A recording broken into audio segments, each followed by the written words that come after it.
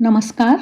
आइए सुनते हैं आधुनिक मानव शांति की खोज में नामक पुस्तक से आज का अंक। जैसा कि आपको विदित ही है कि स्वामी निखिलेश्वरानंद जी की यह पुस्तक हमने क्रमबद्ध रूप से प्रस्तुत करी है। आज इस पुस्तक का अंतिम भाग हम प्रस्तुत करने जा रहे हैं। आशा है यह वीडियो भी आपको अच्छा लगेगा। आज का विषय है आधुनिक मानव और समन्वयात्मक योग। महाराज बता रहे हैं कि मनुष्य की सारी भाग दौड़ सच्चा सुख और शांति प्राप्त करने के लिए ही है। उसे लगता है कि धन संपत्ति से मुझे बहुत सुख शांति मिलेगी, इसलिए उसे पाने को दौड़ता है, परंतु कहीं भी सुख शांति मिलती नहीं है। कस्तूरी मृग जैसी उसकी दशा है। मृग की नाभि में जो कस्तूरी है, उसे प्राप्त करने के लिए वह सर्वत्र भटकता रहता है। एक भजन में कहा गया है, नाभि कमल में है कस्तूरी, वृथा मृग फिरे बनकारे। जो वस्तु स्वयं के अंदर है, उसे बाहर खोजने से वह कैसे मिलेगी? उसकी खोज में बाहर भटक भटक कर उसका जीवन समाप्त हो जाता है। मनुष्य का हाल भी ऐसा ही है।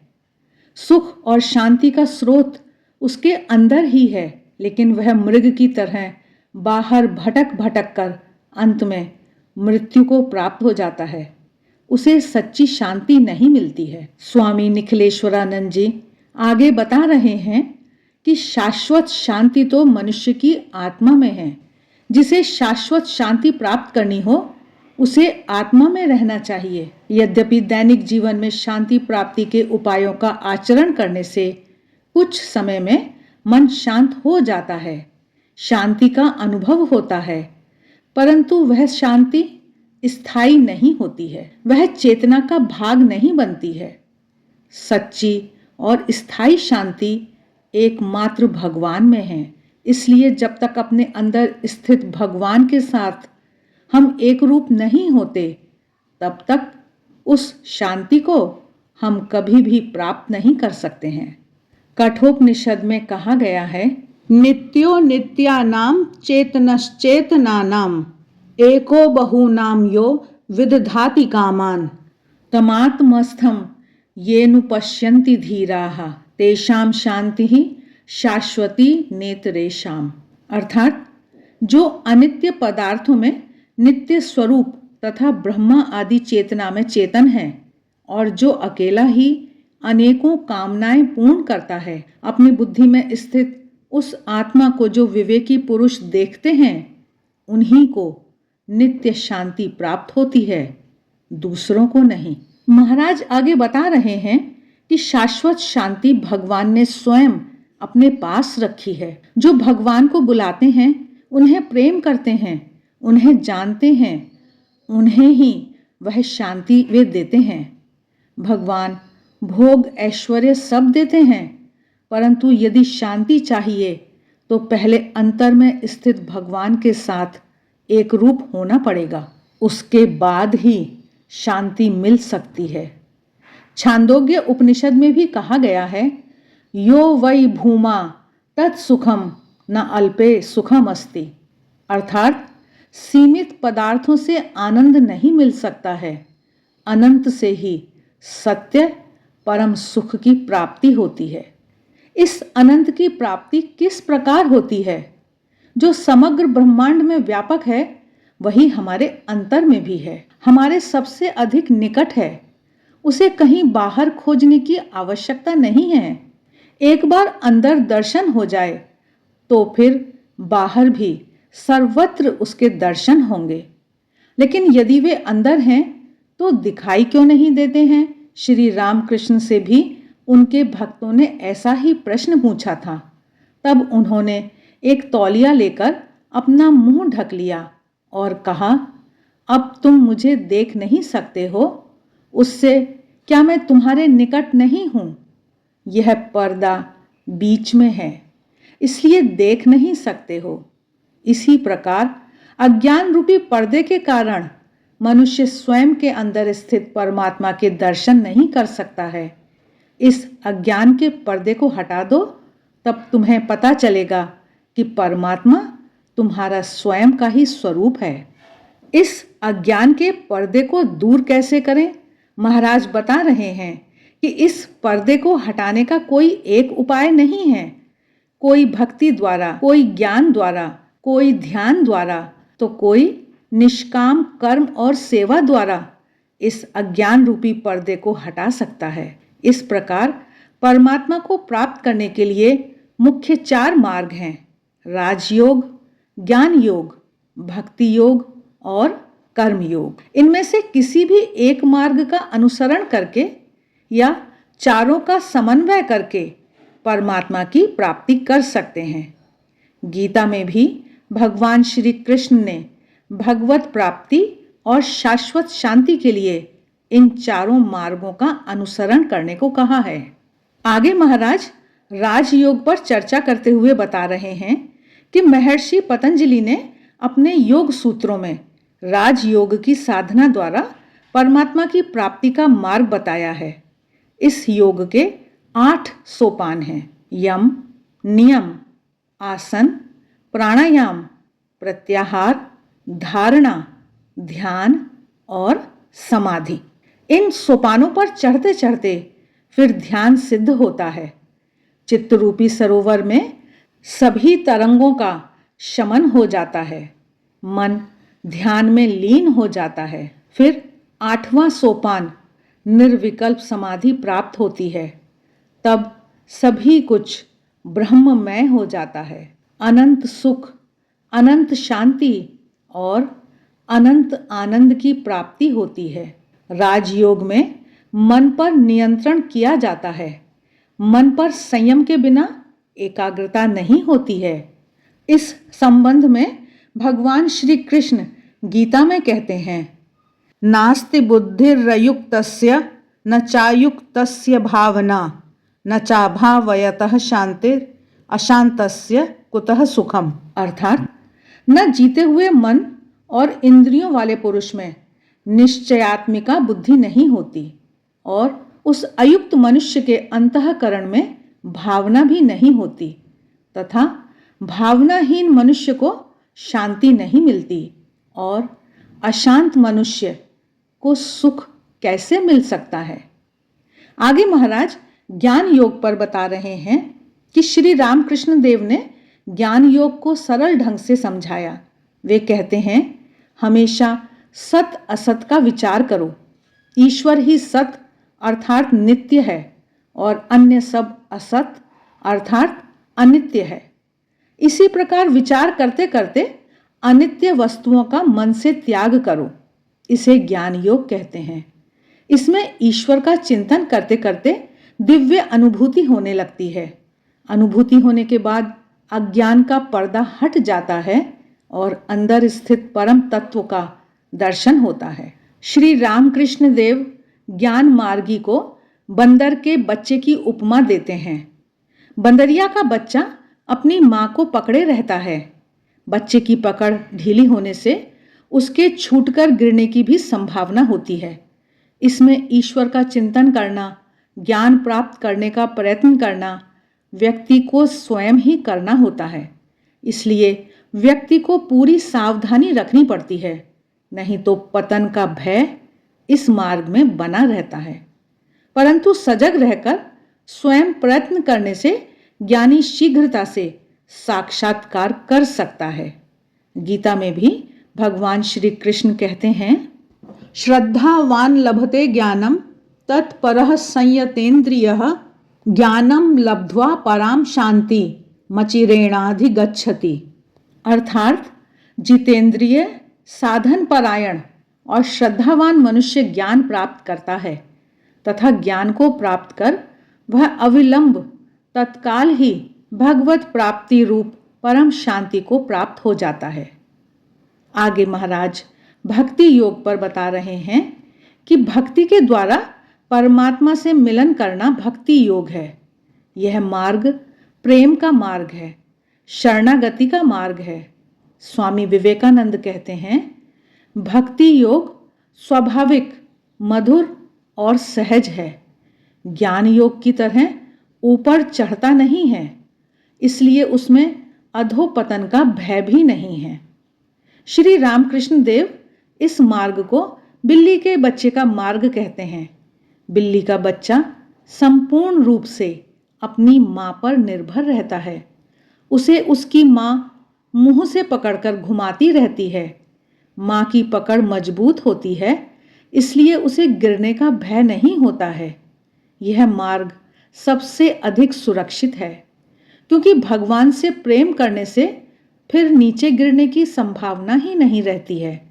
इसका श्रेष्ठ उदाहरण गोपियों का है। भगवान श्री कृष्ण के प्रति तीव्र प्रेम से उन्हें ध्यान हो जाता है।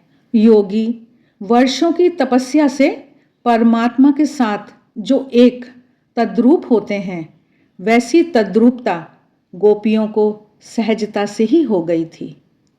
महाराज आगे बता रहे हैं कि निष्ठापूर्वक भक्ति करने से कितना भी पापी क्यों ना हो, वह शांति को प्राप्त कर सकता है। यह बात भगवान श्री कृष्ण ने गीता में बताई है। अपि चेत सुदुराचारो भजते मामन्य भाक् साधुरेव समन्तव्यः सम्यक व्यवसितो हि सः।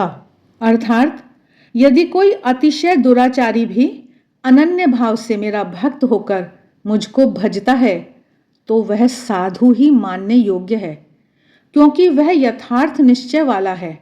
अर्थात उसने भली भांति निश्चय कर लिया है कि परमेश्वर के भजन के समान अन्य कुछ भी नहीं है। क्षिप्रम भवति धर्मात्मा शाश्वत शांतिम निगच्छति कौन्तेय प्रतिजानीहि न मे भक्तः प्रणश्यति। अर्थात वह शीघ्र ही धर्मात्मा हो जाता है और सदा रहने वाली परम शांति को प्राप्त होता है। हे अर्जुन, तू निश्चय पूर्वक सत्य जान कि मेरे भक्त का कभी नाश नहीं होता। आगे महाराज कर्म योग पर अपने विचार प्रकट करते हुए बता रहे हैं कि किसी भी प्रकार के फल की आशा के बिना निष्काम भाव से कर्म करना, परमात्मा को अर्पित करके करना, यह है कर्म योग। निष्काम भाव से कर्म करते करते मनुष्य का अहंकार बहुत तेजी से नष्ट हो जाता है। दूसरों की सेवा करते करते चित्त की शुद्धि हो जाती है, मन शांत हो जाता है। इस कर्म योग के द्वारा मनुष्य ईश्वर के निकट तेजी से पहुंच सकता है। स्वामी विवेकानंद ने कहा है, जो दूसरों के दुख दूर करने का काम करता है, उसके अपने दुख अपने आप दूर हो जाते हैं। जो दूसरों को प्रसन्न करते हैं, उन्हें प्रसन्नता अपने आप मिलती है। साथ ही दूसरों की सेवा करते हुए उनके दुखों को देखकर संसार की असारता का अनुभव होता है और दुख में संसार के प्रति अनासक्ति होने लगती है। इन दुखों से मुक्त करने वाली एक शक्ति है भगवान। उसकी प्रतीति बार बार होती है। इससे ईश्वर के प्रति श्रद्धा दृढ़ होती है और इस प्रकार सेवा साधना के द्वारा भी साक्षात्कार का मार्ग शीघ्र प्रशस्त होता है। गीता में कर्म फल के त्याग की महिमा समझाते हुए भगवान श्री कृष्ण कहते हैं, अभ्यास से ज्ञान श्रेष्ठ है, ज्ञान से ध्यान श्रेष्ठ है, ध्यान से कर्म फल का त्याग श्रेष्ठ है, त्याग से शीघ्र शांति प्राप्त होती है। महाराज आगे बता रहे हैं कि इनमें से किसी भी एक मार्ग के द्वारा आत्मदर्शन हो सकता है, परंतु आधुनिक मानव के लिए कोई एक मार्ग का अनुसरण करने से भय या कुछ हानियां भी हो सकती हैं। इसलिए चारों योगों का समन्वय करके साधना करने से सभी आशंकाओं और हानियों से बच सकते हैं। एक साथ मनुष्य के भी साधनों, मन, बुद्धि, हृदय और शरीर का संतुलित और शीघ्र विकास होता है। उसे शीघ्र परमात्मा की प्राप्ति हो सकती है। इससे वह शीघ्र शाश्वत शांति भी प्राप्त कर सकता है।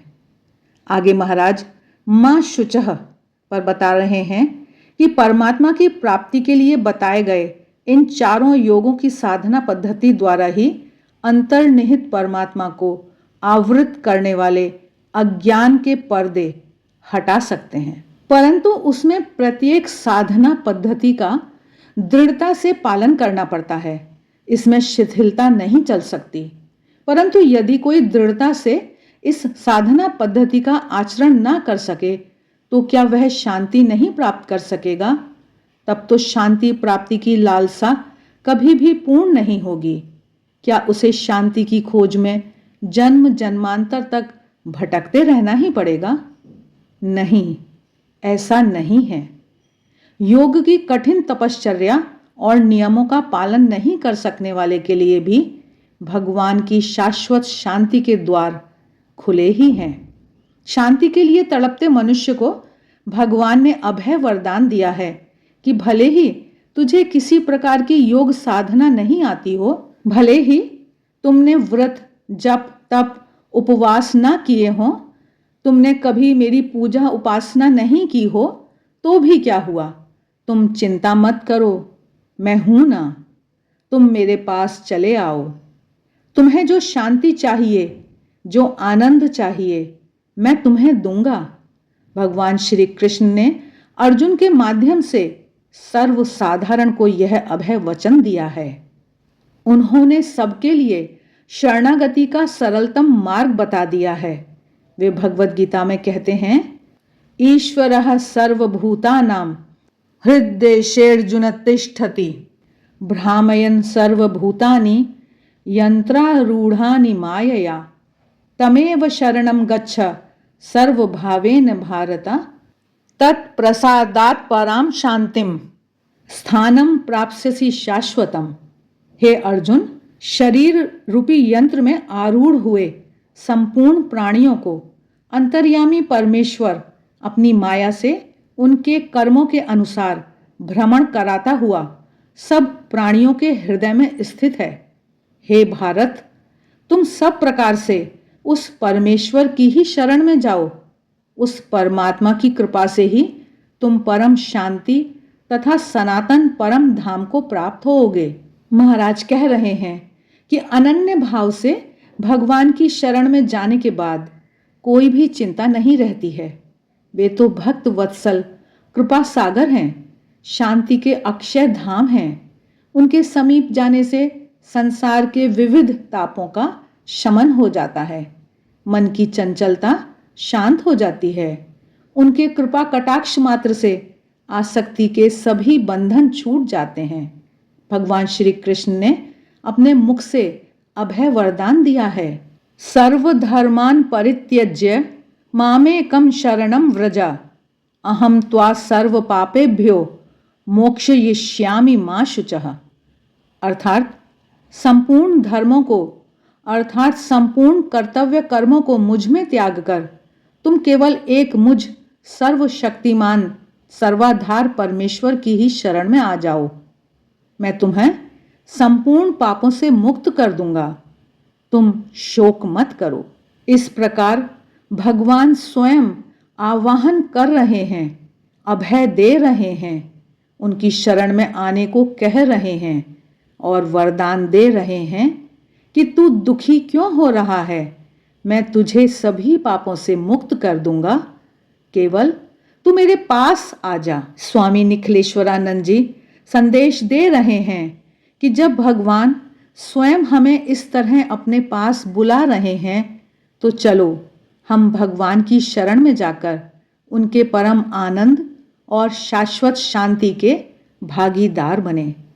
आप सभी की मंगल कामना के साथ आधुनिक मानव शांति की खोज में नामक पुस्तक का यह अंतिम भाग प्रस्तुत करते हुए हमें अपार हर्ष और आनंद की प्राप्ति हो रही है। आशा है आपको इससे कुछ न कुछ लाभ अवश्य मिला होगा। आज के लिए बस इतना ही। नमस्कार।